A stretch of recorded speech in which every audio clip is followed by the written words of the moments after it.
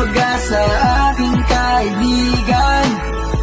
Ang mga problema ay batong mga tungtungan, pagkat ang pangako niya ay hindi mo mawala.